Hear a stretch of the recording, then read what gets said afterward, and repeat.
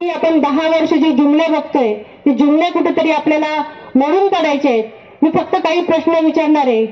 आम्हाला ज्या ज्या वेळेस आमच्या पक्षप्रमुखांनी मार्गदर्शन केलं त्या वेळेस त्यांनी एकच सांगितलं की आपण काय केलंय त्याच्यापेक्षा जुमलेबाजांनी काय केलं नाही किंवा त्यांनी काय लोकांकडून त्याची उत्तरं घ्या.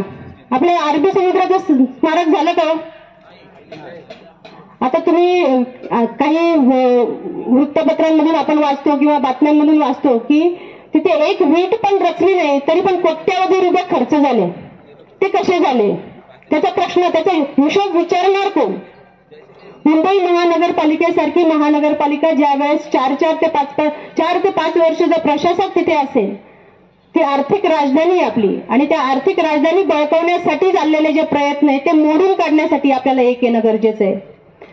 तुम्ही बघाल तर गुजराती जे वृत्तपत्र आहेत, गुजराती वृत्तपत्रांमध्ये आपली टेंडर, मुंबई महानगरपालिकेची टेंडर गुजराती वृत्तपत्र का? आपली माय मराठी नाही आहे, आपले पत्रकार बांधव नाही आहेत.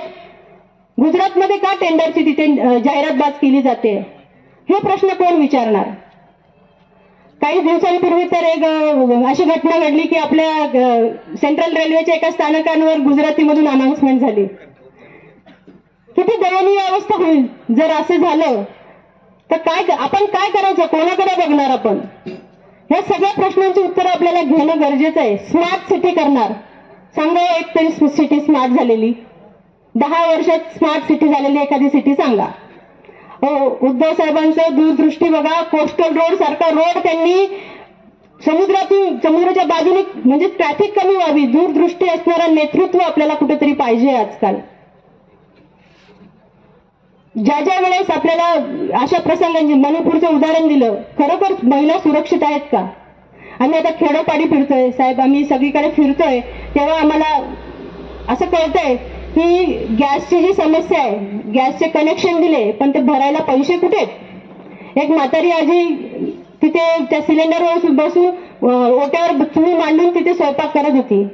ती म्हणते करू काय, कंबर दुखते, बरं झालं म्हणतं सिलेंडर मिळालं. आता ही जर परिस्थिती असेल तर नुसत्या योजना आणून, उज्ज्वला योजना आणली, महात्मा ज्योतिबा फुले योजना आणली, अरे पण खरोखर मिळतंय का लोकांना? लोकांपर्यंत त्या योजनेचा लाभ जातोय का? ज्या वेळेस त्यांनी ते काही व्हिडिओज बनवलेले आणि त्याच्यात असे सांगत होते की आम्हाला ही योजना मिळाली, ती योजना मिळाली, जेव्हा खरोखर त्या बाई, म्हणजे ज्या महिला होत्या त्यांच्याकडे गेले लोक, तेव्हा त्यांनी सांगितलं की नाही, आम्हाला तर फक्त समोर ट्रेन करून बसवलेलं आणि आमची शूटिंग केली. मग मोदी वगैरे कोण नव्हते समोर बसलेले. म्हणजे जे व्हिडिओग्राफी, म्हणजे आत्ताचं जे फोटोशॉप किंवा हे जे प्रकार आहेत त्या प्रकार करून किती लाभ लोकांनी घेतला आहे याचा खोटे आकडे तिथे दिले जात आहेत, सर्रास तिथे खोटे आकडे दिले जात आहेत. त्यामुळे आपल्याला या गोष्टींचा विचार करणं खूप गरजेचं आहे. संविधान वाचवणं असेल, महिलांचा सुरक्षेचा प्रश्न असेल, आता कितीतरी अशा घटना घडल्यात की ज्या वेळेस कधी कुठल्याही सरकारने महिलांच्या बाजूने निर्णय घेतले नाहीत. तर अशा वेळेस ही सुरक्षा जर मणिपूरमध्ये जाऊ शकत नाही पंतप्रधान, तर आपल्याकडे कसं करणार?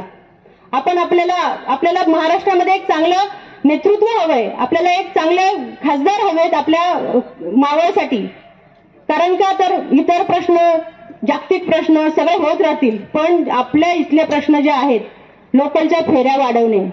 आता खेडोपाडी इतकी लोक येतात कर्जत स्टेशनला, कधी कधी 1-1 तास त्यांना बसून राहायला लागतं. मग लोकलच्या फेऱ्या कोण वाढवणार? हा प्रश्न कोणी उपस्थित केला पाहिजे? लोकप्रतिनिधी कसा असायला पाहिजे? लोकप्रतिनिधीने तिथे जाऊन प्रश्न मांडले पाहिजे, ते सोडवले पाहिजे. नुसतेच प्रश्न मांडून उपयोगाचे नाहीये, ते सोडवणे पण गरजेचे आहे. पॅसेंजरचे थांबे, आता कोरोनाच्या आधी आपल्याला सगळ्यांनाच माहिती आहे की कितीतरी एक्सप्रेस कर्जतला थांबत होत्या. आता थांबतात का? कितीतरी वेळा याचा फॉलोअप घेऊन सुद्धा जर ते कर्जतचे थांबे अजून चालून आले नाहीये तर कसं करायचं? लोकांना एक तर लोणावळ्याला उतरायला लागतं, एक तर कल्याणला उतरायला लागतं. हे जे प्रश्न आहेत हे खूप बेसिक प्रश्न आहेत आणि हे सगळे प्रश्न आपल्याला भेडसावणारे प्रश्न आहेत. हे सगळं मांडणारं एक चांगलं नेतृत्व आपल्याला पाहिजे आणि ते आपल्याला पक्षप्रमुखांनी एक चांगले, एकदम शांत स्वभाव आणि संयमी असे आणि खूप चांगलं काम त्यांचं पिंपरी चिंचवडमध्ये असे संजोगजी वाघेरे पाटील असे चांगले एक आपल्याला उमेदवार दिलेले आहेत आणि त्यांना सगळे, म्हणजे ते मला वाटतं आपण सगळ्यांनी एकमताने काम केल्यानंतर ते भावी खासदार झालेच असं आपण एक या ठिकाणी म्हणू शकतो. कारण आपल्याला ज्या ज्या वेळेस सगळेजण एकत्र येतात, हे शेवटी एकीचं बळ जे म्हणतो ते आपल्याला खूप गरजेचं असतं आणि ह्या एकीचं बळ आपल्याला 13 मे रोजी दाखवून द्यायचं आहे आणि हे मतपेटीतून उतरायला हवंय. कारण आपण ज्या ज्या वेळेस गावागावात आता आपल्याला 18 आणि 19 आपलं फायनल झालंय की 18 आणि 19ला संजोगजी वगैरे इथे येणार आहेत आणि त्यावेळेस जेव्हा तीन झेडपी आणि एक नगरपालिका, परत दुसऱ्या दिवशी 3 झेडपी आणि एक नगरपालिका, त्यावेळेस मात्र सर्व इंडिया आघाडीचे सर्व पदाधिकारी त्यांच्याबरोबर दिसले पाहिजे.